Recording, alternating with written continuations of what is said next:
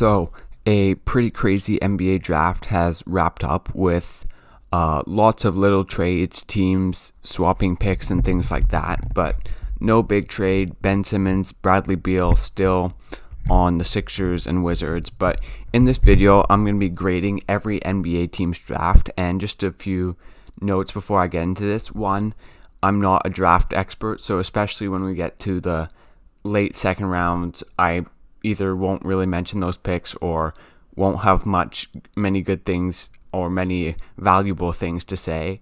And then the second is, obviously this video will not age well, as it is almost impossible for even experts to predict how good an NBA player will be in the NBA, and even harder for me. But with that being said, let's get into it, starting with the Pistons. And I gave the Pistons an A-.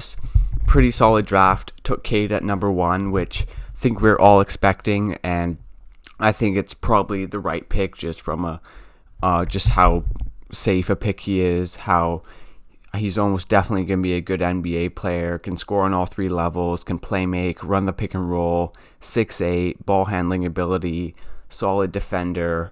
Yeah, I think it was definitely the right move. Then got Isaiah Livers in the second round. The only reason I give this an A- and not an A or an A+ is that they traded Mason Plumlee and the 37th pick to the Hornets for the 57th pick, which anytime you have to give up an asset to get off a contract, it's always not a good thing. And to move down 20 spots to get off of Mason Plumlee, I don't think is a great move, but not what was important for them tonight, and they get Cade Cunningham. Okay, next, the Rockets. I'm giving them an A+ because I thought to get 4 first-round picks and to draft what I thought it was a good player with every one of them, starting with Jalen Green. I mean, just someone who has potential to be an electric scorer, an electric athlete in the NBA, someone who, paired in the backcourt with Kevin Porter Jr., could be very, very exciting. We'll see how good he'll be in the NBA, but to get a guard like that is super value, especially in modern NBA. Also drafted Josh Christopher, and then a few big men. They traded for the Thunder's 16th pick and drafted Sengun, who is a Turkish big man. He's about 6'9", can play power forward or center, and offensively has a very exciting skill set. He can score on the inside. He's a good passer. He can also shoot and has shooting potential. So I think he's very exciting, especially offensively. And then got a very good defensive big man in Usman Garuba, someone who played for Real Madrid and is playing for Spain in the Olympics, someone who is just a menace defensively with a very high motor and lots of energy and anticipation on that end. Offensively, he's going to be a work in progress, but I think the Rockets did very, very well in this draft. Next, we get to the Cavs, and I'm going to give them an A because I think Evan Mobley will be the best player from this draft when we look back on it, just because I think the two-way impact he can have, his shot blocking and his instincts already defensively, and then, if he adds some weight and becomes an even better post defender, I mean, you see potential that he can switch and be a great rim protector. And then offensively, he has lots of room to improve, but he's already has a great feel for the game, great passing, a good athlete, someone who can set screens and roll to the rim, but can also dribble and play make a little bit. I mean, to me, he's everything you'd want in the modern big man. And if he can put on some weight and even develop the shot, he can just be unstoppable. And then not much else. They swapped Taurean Prince for Ricky Rubio, which was kind of a weird trade. I don't really know what to make of it, but I'm giving them an A. Next, we get to the Raptors, who I'm giving them a C because they picked Scotty Barnes with the 4th pick over Jalen Suggs, which I thought was a bad move because Barnes is a lot more of a project and a lot less ready for the NBA. He's also not a good shooter, which is very worrying. And because he's not a good shooter, he's not a great offensive player. And then defensively, very good, but he's also a similar player to players like OG Anunoby and Pascal Siakam, 2 guys they already have on the roster. So I didn't really understand why they didn't take Jalen Suggs, and I would have rather had taken Jalen Suggs. They also could have traded down to get Suggs and added another asset, but instead they just took Barnes, and then in the second round they passed on Sharif Cooper twice, so not a good draft for the Raptors, and I could even give them a lower grade than a C. Next we get to the Magic. I really like their draft. A+, I'm giving them. Kept it simple, got a gift with Suggs falling to them and took him. Someone who is almost guaranteed to be a good NBA player, super competitive, someone who can be a good two-way player. And then they also took Franz Wagner at the 8th pick, so kept their 2 picks and got two guys who I think are going to be 2 good NBA players. Wagner has great size for a wing, can guard, and is a good defender. Also on the ball and off the ball. Offensively, his shot, it's not great, but I think he can definitely be a solid shooter in the NBA, and is also, just a smart player who can make the right pass. So I'm giving the Magic an A+. Next with Thunder, I'm giving them a B. It's honestly really tough to judge the Thunder. They traded the 16th pick for some future assets. With the 6th pick, they took Josh Giddey, who is a guard/wing out of Australia. Has great size and playmaking, but the shooting needs some work. Not a great defender. Doesn't have a great handle. So we'll have to see, but definitely someone who is very talented, and we saw how LaMelo did after coming out of Australia, but a bit different. And then they also got Trey Mann and Jeremiah Robinson-Earl later in the draft, who, I don't know a lot about either, but they seem like solid picks, so I'm just giving this Thunder a B. Maybe actually I'll take that down to a B- just because Giddey, I feel, is a little bit more of an unknown, and I feel that they could have made a better pick at number 6 or even traded down to get Giddey. Next we have the Warriors. I'm giving them an A-. Similar to the Magic, they just stuck where they were and made their 2 picks. Took Kuminga with their first pick at number 7, who is certainly a boomer bust player, someone who has great athleticism, but doesn't excel at any one skill. He has shot creating and shot making potential, but didn't quite show it in the G League bubble. His shooting splits are very, very poor, and then also has defensive potential with his athleticism, but was known for falling asleep and not always locking in. So we'll see. And then they got Moses Moody with the 14th pick, which I thought was a great pick. Someone who can come in immediately and make an impact with his 3-point shooting and defending, and I think also someone who maybe doesn't get enough credit for what he can do also as a shot creator in the future. So we'll see. I think it was a good draft for the Warriors.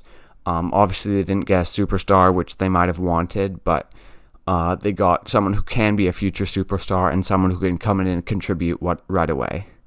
Next we get to the Kings. I'm giving them a C+. I'm actually going to take that down to a C. Drafted Davion Mitchell with the 9th pick, who I think is certainly someone with a high floor and a lower ceiling, someone who can come in and compete right away, especially defensively. Some of the disadvantages is that he's only 6 feet tall, he's 23 years old, and wasn't a great shooter before last year.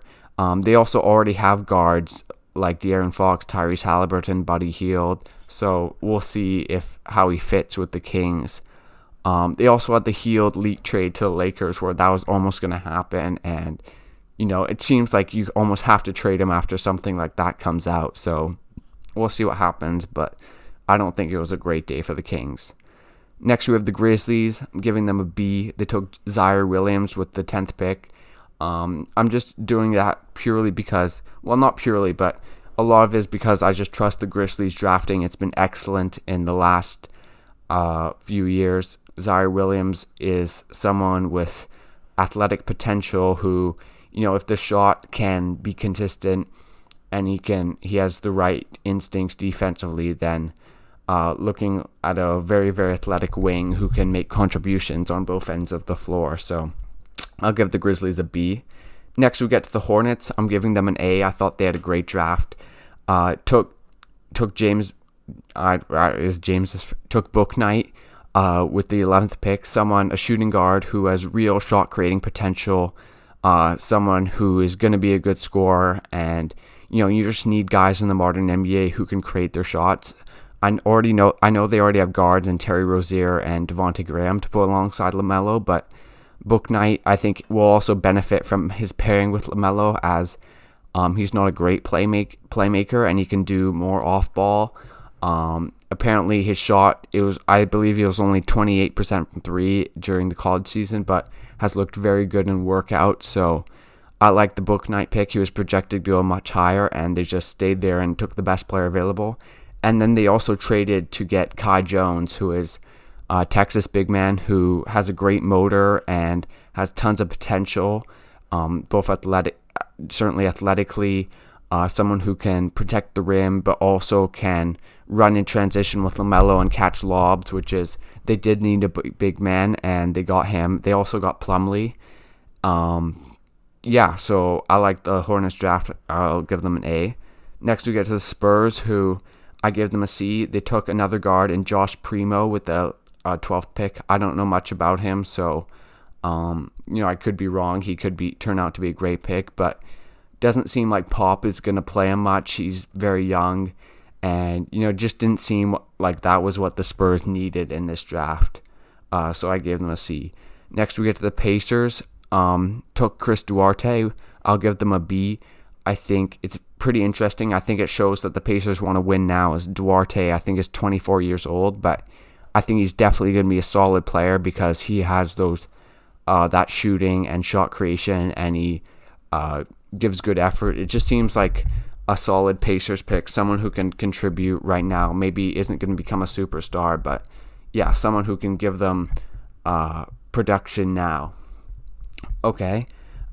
Next with the Wizards, for the whole night, I'm giving the Wizards a B. Maybe I'm actually gonna make that a B plus. 15th pick, they took Corey Kispert, who is one of the best shooters in this draft.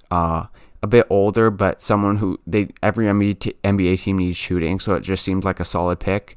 Then obviously the Westbrook trade for someone on his contract, and obviously how he's aging and stuff. I thought they got a pretty solid return getting picks, and maybe Kuzma can turn out to be something, or maybe they can flip guys like KCP and Harrell for future assets. And then they also got Isaiah Todd, who has potential as a big man, also played with the G League Ignite.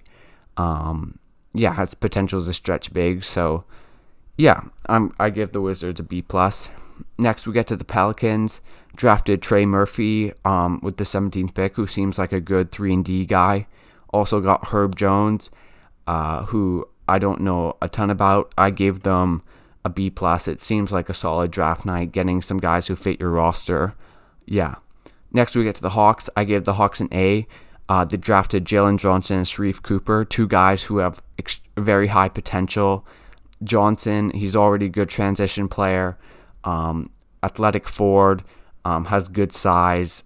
I think he's already going to be good in transition, and I think he just has high potential with shot creation and defense. If you can add those things consistently, then I think will look like a steal at 20. And then Sharif Cooper, he was dropping, and they got him. I know the fit might not be great with Trae Young, as they're both pretty small guards, but you get a player who's as talented as he is at pick 40. I think it was actually after pick 40, and that's a steal. The only problem the Hawks might have is they just have too many guys. They keep drafting quality players, and they have like 14 guys who deserve minutes on the roster. So maybe they could be in for a big trade, consolidate some of those assets. Next we get to the Clippers, and I also gave them an A. They got Keon Johnson, Jason Preston, and BJ Boston. It just feels like this was a good draft for the Clippers. They gave up some future assets, but they really got some players who can give them something this year, I feel. Just feels like an exciting and energetic draft. Keon Johnson, mega athlete, a shooting guard. Jason Preston, good playmaking. Maybe can be another guard. And then BJ Boston, obviously had a ton of potential coming out of high school. Didn't have a great season, but it's only one season and it was a weird COVID year, so you never know. So I think getting 3 players who can, you'd think at least one of them can come in and contribute something for the Clippers, which would be great for them because they're going to need it without Kawhi. Knicks, they got Quentin Grimes, they got some future picks, B+, just, it feels like the Knicks are now operating like a smart franchise, which if you said that to someone 2-3 years ago, they wouldn't have believed you. So, solid draft for the Knicks. Nuggets got Bones Highland, who is someone who's a shooter and who also shows some shot creation. I'm gonna give them a B.